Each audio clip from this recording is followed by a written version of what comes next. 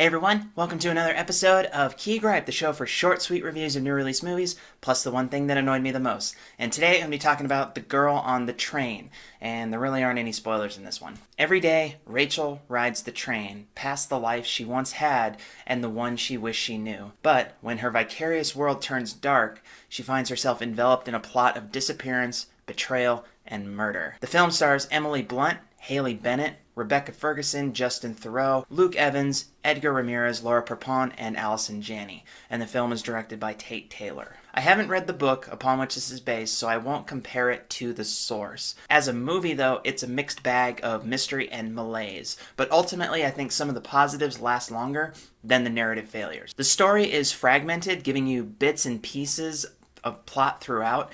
It's compared to Gone Girl, but I think it's much closer to something like a Hitchcock movie. I kept thinking of Shadow of a Doubt throughout the movie, just the idea of this paranoia mystery. Rachel is the detective, but she's also an alcoholic and a broken woman.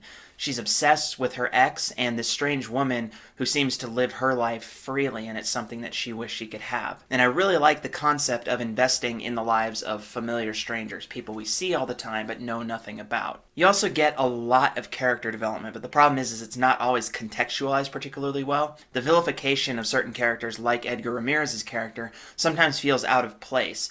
And that's part of my key gripe for the movie, so I'll get to that in a minute. The cast is standout across the board, particularly Emily Blunt, who plays Rachel. And she is one of the best actresses in the business today, so it's no surprise. Haley Bennett is also a wonderful up-and-coming actress who's been in 2 great roles in the last month. I do wish Rebecca Ferguson's character was given more definition because she was an intriguing character, but she was also limited in the film. And then you have Luke Evans, who brings his typical style of acting to the film, but it fits really well into the context of this movie. One of the highlights of this movie is the overarching theme of emotional abuse. It's very easy to create drama and intrigue when you have themes like betrayal, but there's more going on here. Emotional abuse isn't always done particularly well on screen, and it does get a little bit iffy by the end of the film, but I'm really glad that they tackled it as part of the story. It wasn't just this girl pining for her ex trope, drinking and all this stuff because she was dumped, and I was actually worried about that for a minute. Instead, it was something much more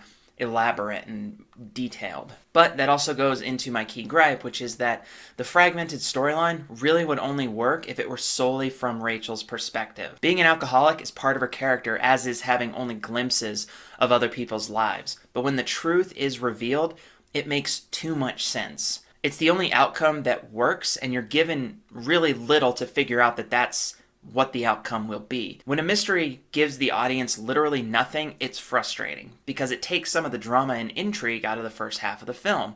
It vilifies characters for no reason, it misdirects you constantly, and when you find out the truth, you're like, well, you gave me nothing to expect this truth, even though this is the only one that makes sense. And this really speaks more to the ineffective drama than it does to a well-crafted mystery. The basic conclusion that we get is fitting for a story that really lacks some consistent emotional depth. Overall, the drama isn't always poignant, but the characters are fantastic and engaging, thanks to the excellent cast in this movie. And it does address real and important themes, even though the movie is distracted by broken and annoyingly deceptive exposition. I'm giving The Girl on the Train a 6.5 out of 10 for having some moments of brilliance in the mystery and some good drama moments, a great cast, but ultimately the larger narrative of the story does fall flat. If you've seen The Girl on the Train, let me know what you think, if you agree or disagree with my assessment of this film. And that's it for this episode of Key Gripe, and I'll see you guys next time. Bye-bye.